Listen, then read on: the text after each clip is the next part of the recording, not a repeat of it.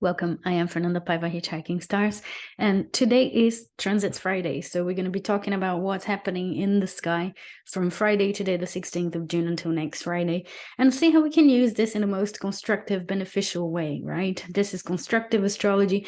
I'm mainly talking about Western contemporary psychological astrology as well, so this is my approach, and this is how we're going to be doing it. And actually, today, we're also going to be doing something slightly different from what I've been doing so far on my Fridays videos. So I'm in a kind of an experimental phase. So let's see how that goes. What we're going to be doing is putting the new moon. So from now on, I think I've decided I'm going to be doing new moons and full moons, specifically placing them in the charts based on the ascendant, as well as I've done with Saturn, Jupiter, Pluto, Uranus as well, and Neptune coming out on Monday as well. So I've noticed that there's great interest in that. I think, thinking about it, going back to the early years, I understand why that interest why that is so popular, basically, because it makes it a little bit more personal. It gives you the tools to understand that transit from a little bit of a deeper perspective if you're not able to do that by yourself yet. And maybe it's an invitation for you to kind of start learning a little bit more as well, hopefully. So we'll definitely be doing that today. We're going to be putting the new moon that's happening in a couple of days, actually. So in 2 days, we'll have the new moon Gemini, and we'll do that in the second part of the video. So don't worry, there'll be timestamps. You can just skip it, go back and forth as much as you like, and watch what's really important, what really matters to you. So before we put the new moon into the chart, into the houses based on the ascendant, we're going to be talking a little bit about the week as well. So I want to continue showing the chart for the week, the main movements as well. So we'll look into that. We'll talk a little bit about the general condition of the planets and the transits and the new moon as well. So we'll look into the chart of the new moon. And then we'll move on to how to place that based on the ascendant and what kind of themes will be coming up from that. All right. So this is kind of what the plan is for today. I will be sharing my screen as well, so I can show you the transits of the week. And yeah, let me know how this week was for you. I'm usually like doing a little bit of a catch up on Fridays, and I really enjoy it as well. I mean, I had a very very tiring week. It usually is when it's a kind of headed towards new moon. So new moon is the time of rest, and I was very much aligned with that, as I was like on day 1 of my cycle. So I really needed to go inwards, and I started rereading a book, in fact, about how to do like conscious how to be consciously navigating our cycles as well, and the relationship between the seasons and our inner seasons, and that was very helpful. So let me know how you've been feeling, what's been going on for you as well. Did you have any particular insights or anything that happened as well in your life during this week? I'll be very keen and interested in listening and knowing. I want to have real relationships as much as possible. And I'm a little bit old school, even though I'm experimenting with all the recordings and, doing videos and all of that. So let's move on to what I came here to talk about. And this is the chart for now, for the 16th of June, basically. And there are three main things, really, that's happening during this week. One of them is Saturn going retrograde. So Saturn is going retrograde tomorrow. So the 17th of June. It doesn't show it red here on my software yet. That's because it's 5 a.m. So it'll be a little bit later in the day that Saturn will go retrograde, but it will definitely be going retrograde tomorrow. So, I mean, that's UK time as well. It might vary in different places depending where you are and what part of the world you are. So Saturn going retrograde, I mean, if you have watched my video about Saturn already, you know that Saturn goes retrograde 5 months every year. So there's nothing unique and bombastic about that, but is a part of a cycle. Like in the same way that we've got, spring, winter. I actually really love the idea of the seasons and this feeling of being able to align with these natural seasons and these natural timings as well. So what Saturn retrograde is really reflecting from now until November, which is when it will be stationing to move forward again, is that we will be reassessing all things Saturn related. So everything to do with our long-term goals, long-term planning, our relationship to authorities, the structures of our lives as well. So we'll be having an opportunity. I love to use this word. I like to think about astrological transits as opportunities. So we're going to be having an opportunity to look into all the Saturnian structures of our lives and to be rethinking and redesigning if we need to. We might also be harvesting something. I mean, my graduation will be during a Saturn retrograde opposite my sun. And that's a kind of a beneficial side of a Saturn transit right there for you as an example. So I feel like I'll be like in my own coronation after like so many years, like working really hard on my MA and etc. So it would be really nice. It would be a celebration. So we can think about that as a finishing something, you know, it's like an ending of some kind connected with Saturn, becoming an authority. That's Saturn. Our relationships with authorities, as I mentioned. So all these different things. And if you want to have a deeper look and a deeper thinking, deeper thought on what Saturn really stands for, go and check my Saturn video there. It's full of like information, and there's quite a lot of timestamps, I'm pretty sure, because I'm the queen of timestamps now, since people started like suggesting I'll do them. So okay, so Saturn going retrograde is definitely one of the big ones of this week. Then the next thing obviously is the new moon. So we have a new moon at 26 degrees Gemini. So here we have the sun and the moon meeting together. This will be happening around 5:12 a.m. in the UK. It will vary, like I said before, depending where you are, whichever part of the world. But one of the most striking positions there, or like aspects that this new moon is making, is a square to Neptune. So planet Neptune is at 27 degrees Pisces, and the new moon happens at 26, like late 26 degrees Gemini. So it's a very, very tight applying a square, like a 90 degrees between the two. So this new lunar cycle that's beginning is definitely connected to Neptune as well. There is a resonance with Neptune. It's like Neptune is part of the story somehow, like he's in the script. And normally a sun moon in Gemini with Mercury in Gemini as well, very perfectly placed, we'll be talking about a very rational lunar cycle, something to do with new ideas being born, with new ways of thinking, maybe new information coming into the picture, the way we learn new things as well, new ways of communicating. We can also place that in the mix. But because it's a square to Neptune, this new moon take on a different characteristic there as well, a little bit more confusing than a Gemini would traditionally be expressing. So it might be a bit harder to have the clarity on what we're learning, or where we're learning, or how to communicate, or these different topics that are brought up with a Gemini sort of flavor. So my suggestion, again, focusing and thinking about the constructive astrology side of it, is to really embrace a more spiritual side. I think, Neptune at best is a way to transcend, is a way to invite inspiration into our life. So I think with this new moon, this lunar cycle, the key word there is inspiration. How can you bring inspiration back into your life? How can you do this new sort of 28-day period, this lunar cycle there? How can you do it in a more intuitive way as well, like the sense of knowing without knowing as well, because things might not be as they seem. That's the classic sort of Neptune square sun moon, it's like it looks like it's something, but it actually is very different than what we expected.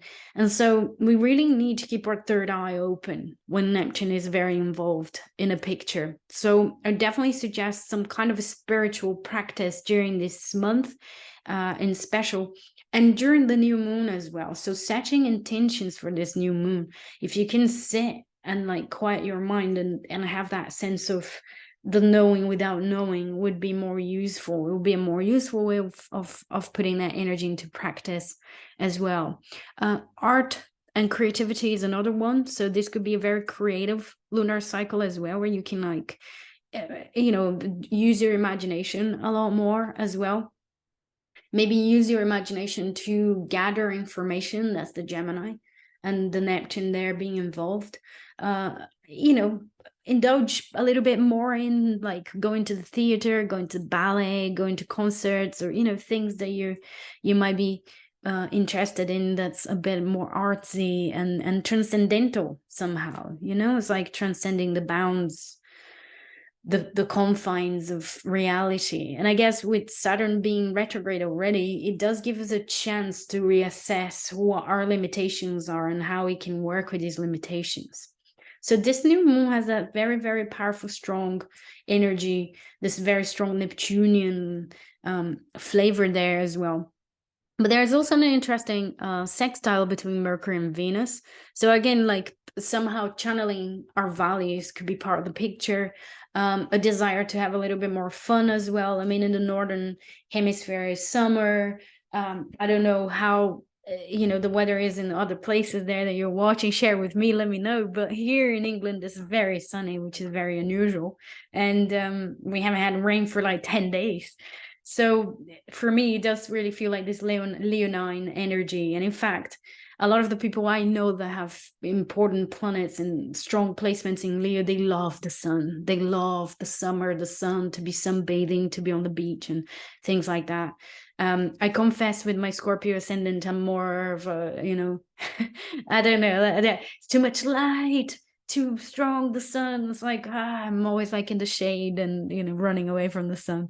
So yeah, and there's this sextile between Mercury and Venus there. And yeah, like I said, I feel we can channel, we can understand, we can become a little bit more conscious of what our values are. And perhaps, with that Venus, Mars and Leo there, it is a lunar cycle that would be very beneficial for us to use for to leisurely use it, to kind of try to find ways of having fun, bringing an element of fun into our lives a little bit more.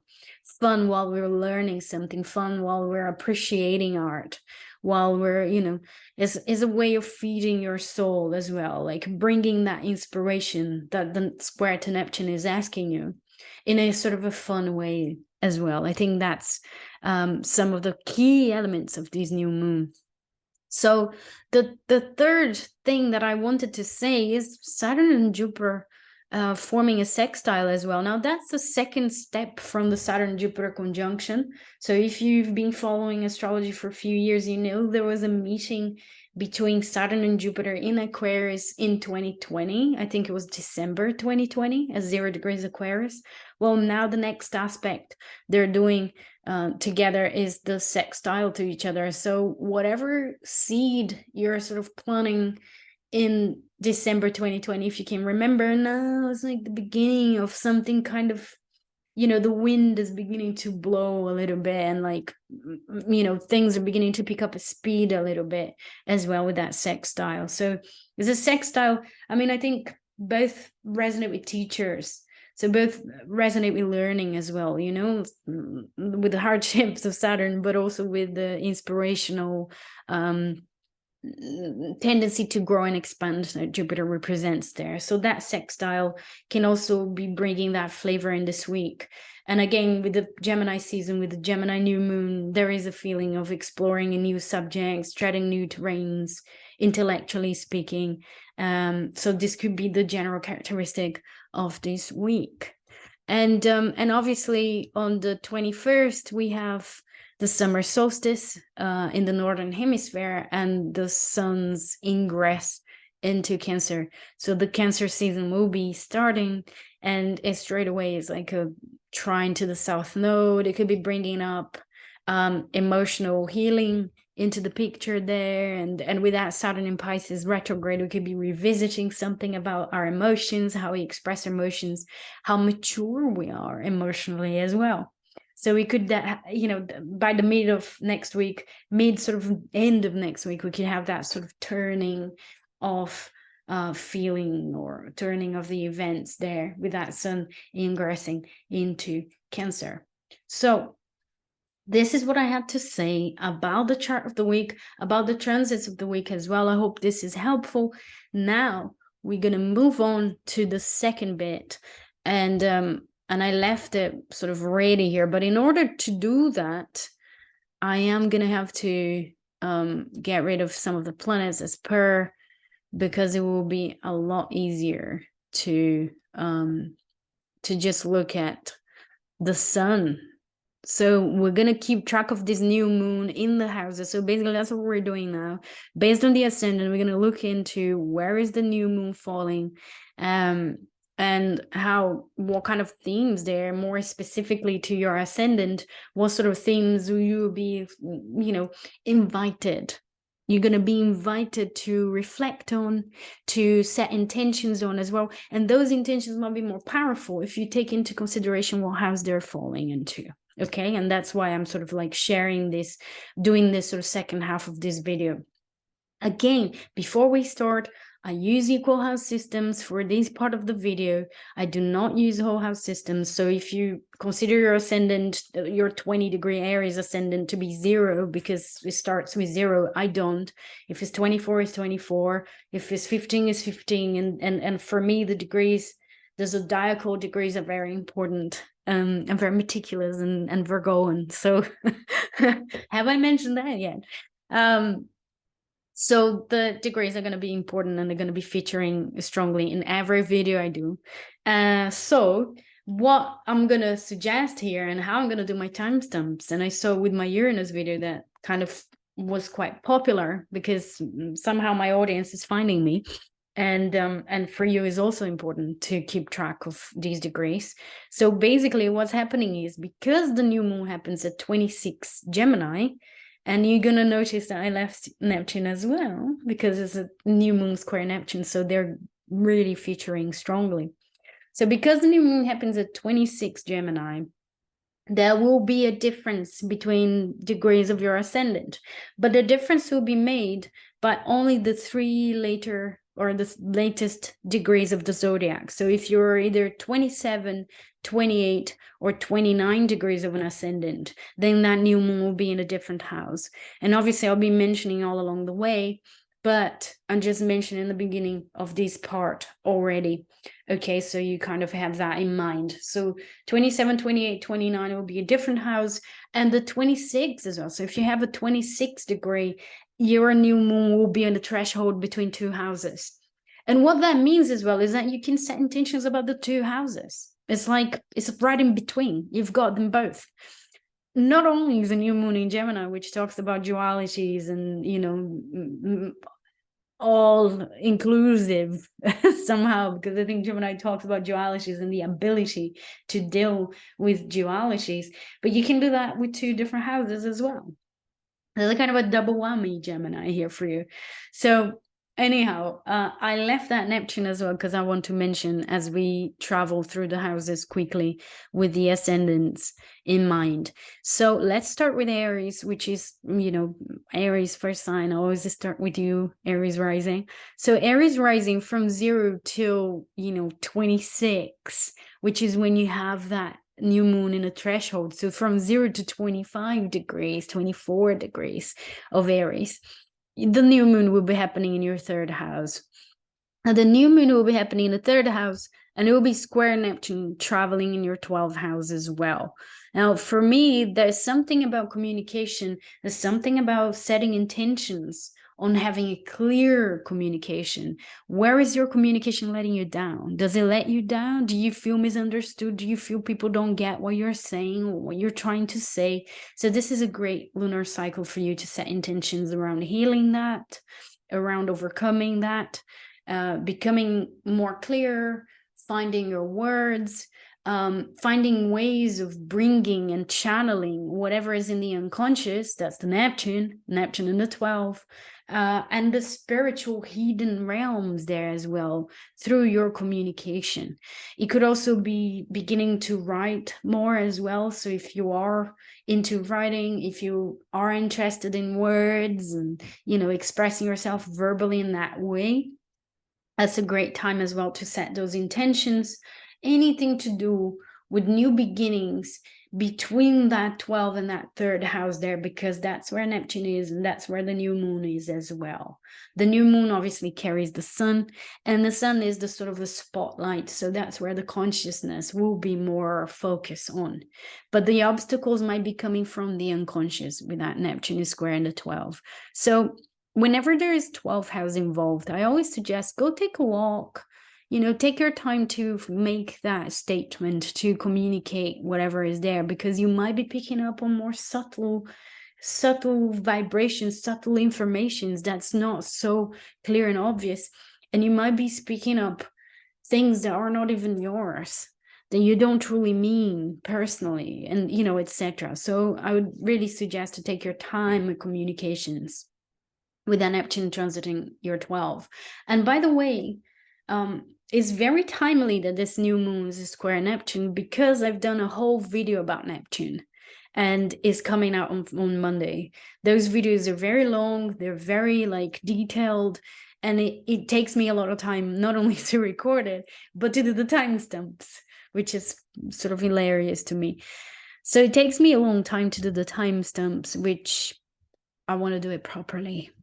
And so it takes me a little longer. It was supposed to come out this week, but it's coming out on next Monday.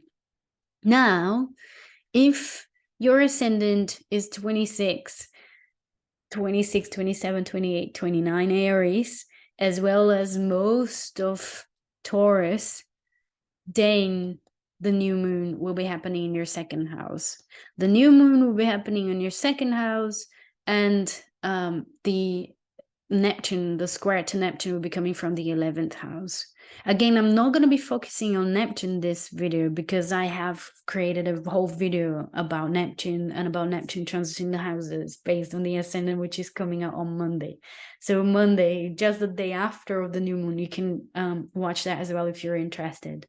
But with the new moon falling in your second house, it's all about new beginnings in relationship to money mindset, new moon in Gemini, the thinking, and second house, money, and how we exchange our resources. So is your relationship to resources, is your relationship to your self-worth as well. And I would suggest as well that you set intentions to heal that, because Neptune is involved in the picture. The good thing about Neptune is the potential for healing. There's this sort of magic energy that's there in the air as well. But it might also be pointing out to where you're finding challenging as well. Maybe you're trying to rescue too many friends, and that's impinging on your sense of self-worth, or that's impinging on your ability to admin your own resources as well. Maybe you're spending too much out of guilt. That's Neptune shadow there. So this new moon is giving you the opportunity to think about that a little bit more, to access that a little bit more, to reflect on it, and to set some well-informed intentions. That's what we're trying to do here. So anything to do with the second house will be highlighted there for you. Yeah. And the obstacles or the confusion might be coming from the 11th house in that second house scenario. So setting some intentions regarding the second house, regarding what's valuable to you, what's important to you, your sense of security as well, financial security, all of that is reflected on this new moon. All right. So you have to reflect it further and make your own decisions on how to set the intentions for this new moon. But this is the main sort of theme for most of the Taurus ascendant, except to the 27, well, the 26th degree can choose between the first and the second, and you can actually set intentions about the two. But the 27, 28, 29, as well as most of Gemini rising, has the new moon on the first house. Now, this new moon happening in the first house with Neptune in the 10th is about authenticity. I have the sense that this new moon cycle is giving you the opportunity to be more authentic, to think about how authentic you can be, express yourself personally, and especially in terms of what you're doing vocationally, your direction, your work. If there's any confusion in relation to work and career, really like you've been doing stuff that's not really speaking to you anymore, during this lunar cycle you can achieve greater clarity around that. The confusion can become clearer somehow. You can really see that there's some confusion around there. And the new moon falling in the first house is about setting intentions of being more outspoken, becoming a little bit more clear about what your message is, what your voice is as well. How can you express who you are through what you're doing, through the social role that you're somehow expressing out there, which is that Neptune as well. Again, I'm not going to be focusing on Neptune because I've created a whole video about Neptune, which is coming out on Monday. So it's like pieces of the puzzle. I'm giving you a small piece today, which is connected with the new moon. It's not focused on Neptune, but I just felt I needed to include that Neptune there. So the new moon, the first, is definitely talking about your sense of identity, is how you feel inside, coming out authentically. Are you able to express who you are inside outwards? Are you able to dress, to pick the colors that you feel that make sense? It's all that has to do with your visuals as well, with how you look, will be the first house as well. So this new moon could also have a connection to that, and you have an opportunity to rethink and investigate a little bit more things about who you are and who you are without relationships as well. I love to think, the first house is who am I when I'm alone? New ways of expressing yourself in relationships by focusing on who you are, by focusing on what your wants are, and sharing your message authentically, communicating authentically, because the new moon in Gemini is always going to bring the element of communication to whichever house it falls, right? So interestingly, for anyone that has the ascendant between 25, 26, 27, you kind of have the new moon right on your ascendant, and that's a very sort of big new cycle there for you, because right on your ascendant. And so it's really reflecting a new way to come into the world. Potential new cycle there for you of how you do relationships. How do you meet and greet other people? How do you invite them into your life, right? There's something really important that's happening there. And in fact, you'll be having a Neptune transit square to your ascendant as well. So there's a huge transformation on like how you show yourself, how you come out into the world. And there might be some dissolution and dissolving old identities as well. The way you used to be. If you used to be very outgoing with that Gemini ascendant, and suddenly you don't feel so much anymore. But it's all like giving you the chance, giving you the opportunity to be more authentic, to reflect on what's sort of being left behind naturally, to reflect on the people that are leaving your life as well, and to see that through this perspective of like, right, I'm headed towards this more unique way of being myself, this more unique way of being in the world. I've sort of outgrown certain behaviors, certain identities that don't really fit anymore, right? And obviously from the 27th degree, Gemini, the moon is in the 12th. So 27, 28, 29 Gemini, and most of Cancer rising has the new moon in the 12th house. And there's a square to Neptune that's in the 9th house as well. For me, this new lunar cycle is all about spirituality, worldview. How do you see the world? What do you believe in? How do you practice that as well? How do you communicate those beliefs as well? Like those are all there for you. So achieving or trying to achieve some clarity around these areas will be highlighted there for you. Most of the Cancer risers, and most or the last 3 degrees there of the Gemini rising as well. So all about beliefs, worldview. What do you think the world is about? The bigger questions as well, and the intuitions as well. Whatever is there in the unconscious, what sort of inheritance do you have from your family about the spiritual sort of realm as well? Are there any beliefs, disempowering beliefs that's there in the unconscious? This lunar cycle could help you unravel and uncover. Again, a lunar cycle is a 28-day period, so take it with a pinch of salt, all of this, because the outer planets will be talking about something a lot more deep. But I really think that lunar cycles are opportunities, a very joyful opportunities for us to really have the chance to become more acquainted with what's going on in us, like within us and within our world as well. And to have this ability to set these intentions, I think it's very useful and helpful. I do enjoy setting intentions with the lunar cycles a lot. And I used to do that very much before. Not sure. I think I tend to prioritize lunations that are more connected with my personal planets and my ascendant, or etc. And I always really pay attention to them. So the late 27, 28, 29 degrees Cancer, as well as most of Leo rising, will be having that new moon in the 11th house. So the new moon will be in the 11th house, and Neptune will be transiting the 8th house. So it could be like letting go of like old stuff, like the 8th house Neptune, the family inheritance as well. I find there is a lot of family inheritance in the water houses, and new ways of being sociable, how to be with friendships. What kind of friends do you want? What kind of friends do you have? Do you feel that you found your tribe?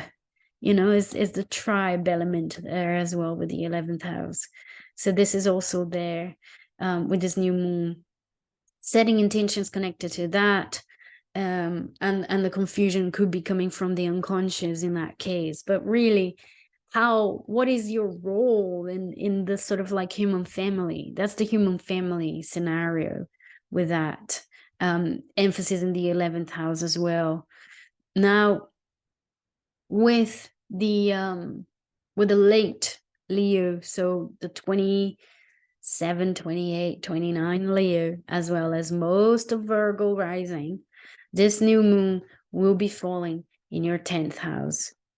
So the 10th house will be new beginnings connected to, let me see if when I move, that's what happens. Okay. I'm trying to move automatically, but then it shows me another chart. So there we are, 29 Leo. So 27, 28, 29 Leo, as well as most of Virgo. We have that new moon in the 10th house, Neptune square that new moon coming from the 7th house. So here's Neptune coming from the house of relationships, confusions with partnerships, business partnerships, or romantic partners as well. And however the relationship scenario is affecting your career there as well. And something to become aware of during this new moon, but also the opportunity to set intentions in terms of life direction, in terms of career, in terms of who you want to be in your work, in your social role there. Like, I'm not talking about the human family anymore, which is an 11th house subject, but thinking more in terms of vocation, intentions about vocation, about that sense of direction a little bit more. And also, how do you want to do partnerships if you do them? How are your boundaries there, with that Neptune? And again, there is a whole video coming out about Neptune on Monday, so you can like explore that a little bit further. But this new moon will be bringing these issues up, whatever relationship-wise, partnership-wise is sort of affecting your career and your direction and your sense of who you are in the world and what you want to be doing as a professional as well. What's your professional identity? So you can set all sorts of intentions about professional identity. Relationship with the mother could be there in the picture as well, a change in your role as well as a mother, or a new phase in your relationship as well with your mother somehow during this lunar cycle, and becoming a little bit more aware and finding out what is it that you need to communicate as well, you know, in this situation, in this sort of like a split there between that Neptune and yeah, that new moon. And obviously, if your ascendant is the late degrees of Virgo, that will be happening on your angles. That's going to be even more powerful, the sort of duality between the relationship and the career, and a new time in your career, but also a very powerful change in your relationship dynamics with that Neptune opposite your ascendant. More compassion towards other people as well, but also potentially more confusion in how you relate or who you bring and attract into your life during this time as well. So this is really a major transit for you, really, late degrees Virgo rising. And I would suggest that you watch that video on Monday, or that you do some research. You know, if you don't want to watch, I'm not trying to hard sell here, but try to find out a little bit more about that Neptune opposite ascendant as a transit. But this new moon will definitely highlight that transit and give you an opportunity to send, you know, intentions that are connected with this transformation that you're going through. All right. So the late degrees of Virgo and the early degrees, most of the degrees of Libra, really, we have the new moon happening in the 9th house with Neptune in the 7th house. And there is something about, again, your worldview, world beliefs with that new moon in the 9th house. It could be setting intentions for traveling more, if you want to travel more, if you want to see the world, if you want to amplify your perspective, if you want to go back to studying as well. You know, there's something about the 9th house there that you're kind of beginning now with this lunar cycle, that you're sort of exploring from a new perspective, that you can achieve a greater understanding somehow there with that new moon the 9th. And it could also relate to your daily routine somehow. The confusion could be coming from a health situation, from something that's happening on your daily life. And again, that Neptune transiting your 6 will be asking for new rituals. And there is, like I said, there is a video coming out just about Neptune, which we'll be exploring that. But the new moon in the 9 is talking about new worldview, new ways of understanding what the world is about and how to express that as well. And perhaps projects connected with higher education, anything that expands you, new languages, foreigners as well, you know, all of that could be there in the picture. So perfect for you to set intentions for traveling more, for example, if that's what you wish. And being careful not to sacrifice your health in the process. That's that Neptune in the 6, right? So this is for most of Libra rising. And when we get to the late degrees of the Libra rising, so the 27, 28, 29 Libra rising, as well as most of Scorpio rising, there you go, most of Scorpio rising as well, then we have the new moon falling in the 8th house. Now that's a new moon that's in the house that's naturally aligned with your ascendant, or that has a kind of a similar flavor. They're sort of the same family in terms of flavor, in terms of colors. And here we have the potential for a new beginning in intimate relationships, intimacy, new ways of, you know, dealing with your sexual energy as well. We're talking about Neptune in the 5th, new moon in the 8th as well. How do you do intimacy? How do you express yourself in the intimate scenario as well? Healing old wounds there with a new moon in the 8th, the family inheritance somehow as well, and how you express yourself more spontaneously in this scenarios there as well. So more depth. It could also be how do you express yourself creatively about the deeper subjects. Excuse me, because we got that Neptune in the 5th, but the new moon in the 8th there as well, where all the psychological deeper elements of the psyche is placed, but also the mysterious elements, the mysterious subjects.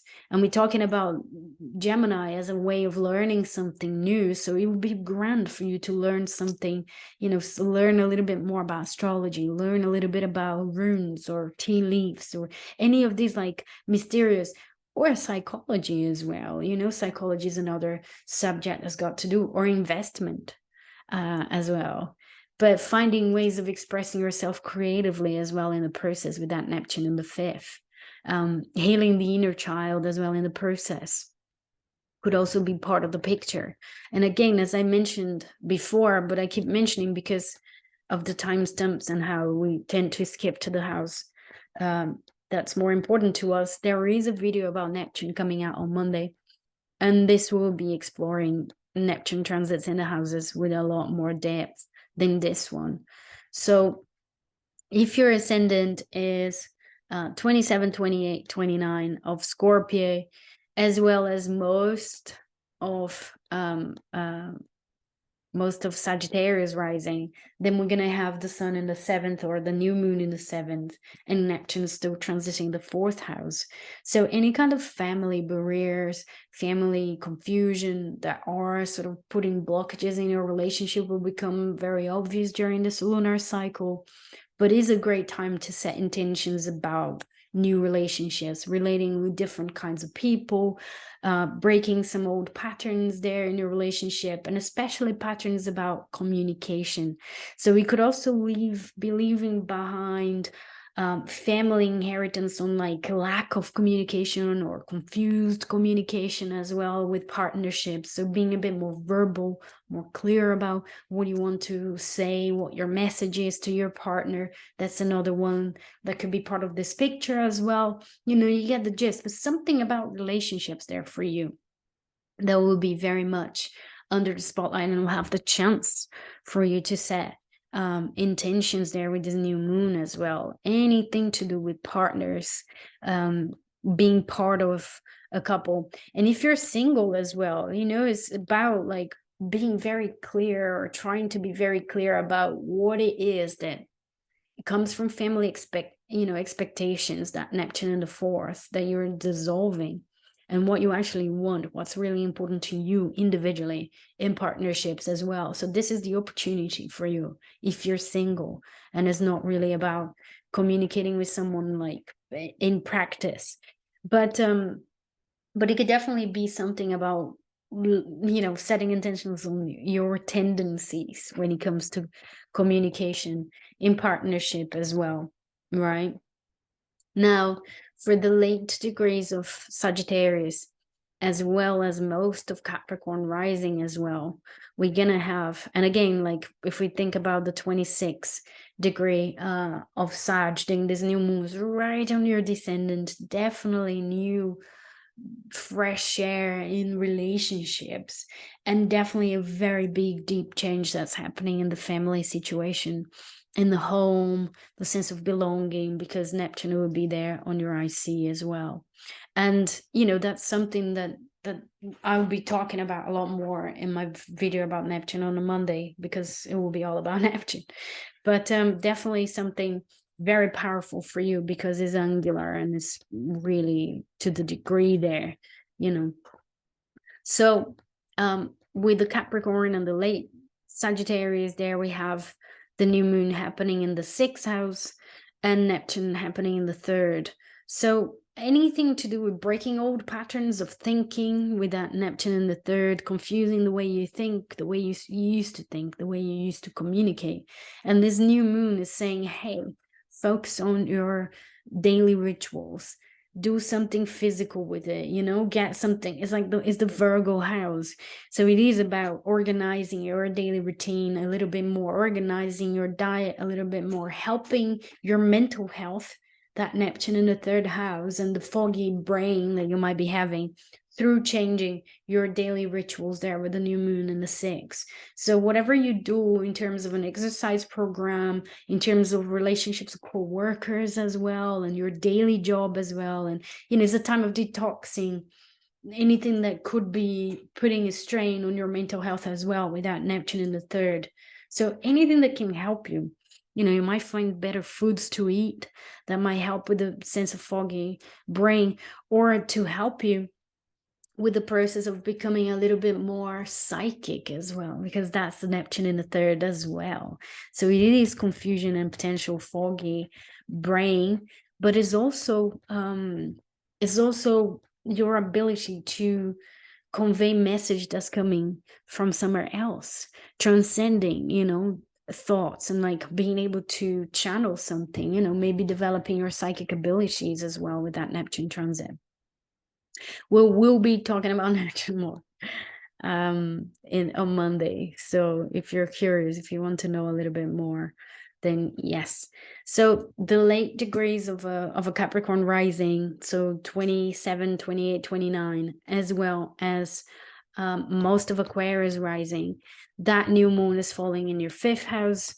Neptune is in the 2nd house. So it really is a struggle between the inner child and being expressive, having a hobby, you know, having fun as well, and values, dissolving old values, old senses of obligations of who you should be, how you should do things, worries around, you know, the material world as well.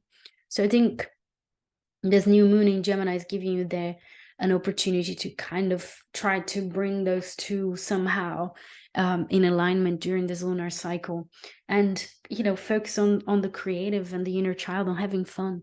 Perhaps having fun will give you more of a clarity about what your values are becoming, who, you know, what is your relationship to the material world becoming as well, because that's under transformation.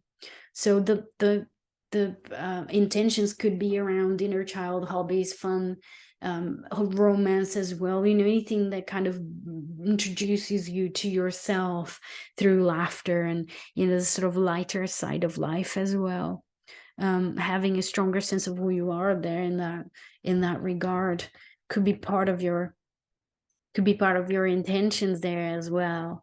So for the late degrees, now we come into an end. The late degrees of Aquarius, as well as most of Pisces, we have the new moon falling in the 4th house and Neptune transiting the 1st. So for me, there's something really strong there with the sense of identity and sense of who you are that's being dissolved. And this new moon is giving you an opportunity to set intentions about new routines in the home life, in the family life as well. So you're under massive transformation and your sense of who you are. And that's, you know, in your most intimate life, which is represented by the 4th house there, is also part of this cycle. So with this lunar cycle, setting intentions about a new home, the kind of home you want to have, having a home as a container for the transformations that you're, you know, doing as well, reading more at home, learning more at home as well, communicating with the family as well, with this new moon in the 4th house in Gemini, you know, that could be part of the picture there as well. But there's definitely something really important that's happening for you with Neptune in the 1st, and especially for the late degrees of Pisces, because that will be really acutely felt. That Neptune will be in your ascendant. So if you have 26, 27 ascendant, in Pisces 28 even, that Neptune is really, really close to your ascendant, and the new moon is very close to your IC as well. So this whole thing of like a new beginning in the family, in the home, in the domestic life, and who you are as well, there's this real powerful transformation, sensitization. Neptune sensitizes everything that it touches, you know, so you might be very sensitive at the moment and really picking up on subtle, you know, the subtleties of the environment, becoming highly sensitive. So yeah, very important time there for you. And for the late, very late degrees of Pisces, you know, the 28, 29, and again, most of Aries, I already spoke about, because that would be the new moon in the 3rd house. So it would be the beginning of the video as well. Is really like really fascinating to have this new moon in square to Neptune so powerfully, you know, happening and placed. And yeah, and like how this is influencing two different houses in our horoscope. You know, I can't just make things very simple. As much as I try to make it simple, I kind of like, I'm being a bit deceiving, because there's actually a square to Neptune and is really important. So that's it. I hope this video has been useful. Let me know, it's an experimentation as well. Let me know if you enjoyed it, if that's something that you're interested and that you find valuable as well, because I want to provide value to you. I want to help you, you know, to do to create the life you want to live, basically, you know, to really manifest with hard work and with intention the life that you want to have. So we want to use astrology to do that. So let me know in the comments, and in the meantime, I'm wishing you all a wonderful weekend, a wonderful new moon as well, insightful and beautiful. And I'll be seeing you all on Monday when my Neptune video comes out. So I'll see you then. Bye.